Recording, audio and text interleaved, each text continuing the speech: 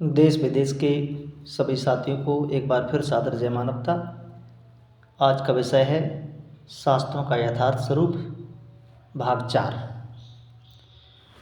अभी तक आपने जाना कि शास्त्र किसने लिखे, क्यों लिखे, उनमें किस प्रकार का बदलाव किया गया, किस प्रकार से उन शास्त्रों में अपने स्वार्थ की सामग्री मिलाई गई और हजारों सालों से समाज को शास्त्रों के यथार्थ से वंचित रखा गया और जितना भी हो सका समाज का शोषण किया गया। लूटम लूट मची जग माही, ईश्वर काहू मंदिर नाही। महापुरुषों ने स्पष्ट लिख दिया कि संसार में कभी कोई ईश्वर का अवतार नहीं होता। वेदों में भी ईश्वर को अजन्मा बताया है। जब वेद अजन्मा कहते हैं तो आप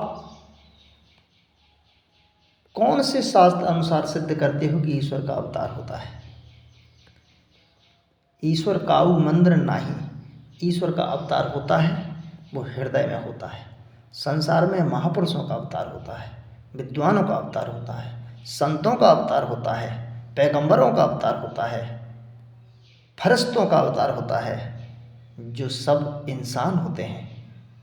और हम ही तुम में से वो फरिश्ते समाज में अंधविश्वास से मुक्ति दिलाते हैं, कुप्रथाओं से आपको दूर करते हैं, विसंगतियों से दूर करके एक यथार्थ वैज्ञानिक दृष्टिकोण का मार्ग प्रशस्त करते हैं। साथियों, शास्त्रों में जितनी भी कथा कहानियाँ हैं वो सब भगवान बुद्ध के द्वारा कही गई जातक कथाएं हैं, जातक कहानियाँ हैं। किसी ने कह दिया कि बुद्ध के पूर्वजन्म की कहानियाँ हैं, तो साथियों मैं स्पष्ट कर दूं कि बुद्ध किसी पुनर्जन्म को नहीं मानते थे। ना ही बुद्ध कोई ईश्वर थे, ना ही कोई भगवान थे। हम जैसे साधारण व्यक्ति थे। अपनी साधना के द्वारा उन्होंने रिसर्च किया और वो महापुरुष कहलाए।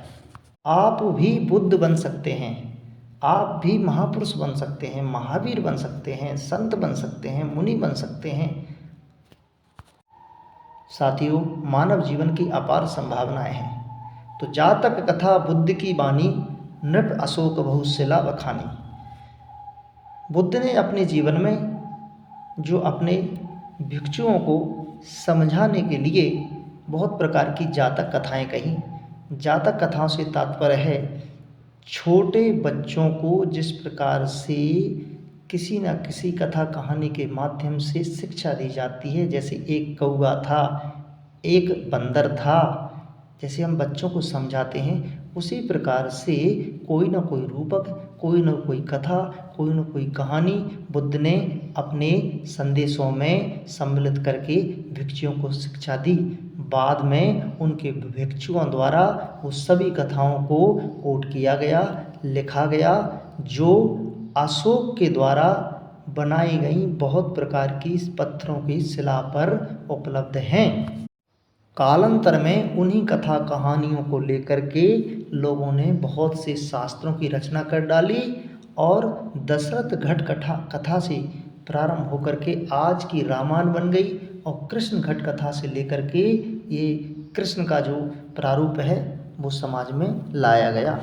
रचे काव्य कई विविध प्रकारा, तेहि अवतार तेहि आधार बहु ईश अवतारा। उन्हीं जातक कथाओं के आधार पर बहुत प्रकार के अवतार, बहुत प्रकार की जो है कथा कहानियाँ बनाई गई।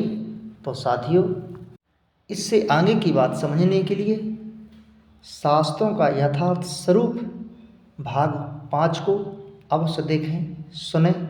आशा करता हूँ आपको मेरी बात पसंद आ रही होगी, आपकी समझ में आ रहा होगा। आप धीरे धीरे मेरे चैनल को सुने, पढ़ें, समझें, लाइक करें। अधिक से अधिक शेयर करेंगे तो अधिक से अधिक लोगों को यथार्थ की जानकारी होगी। इसी के साथ सभी को सादर जय मानवता।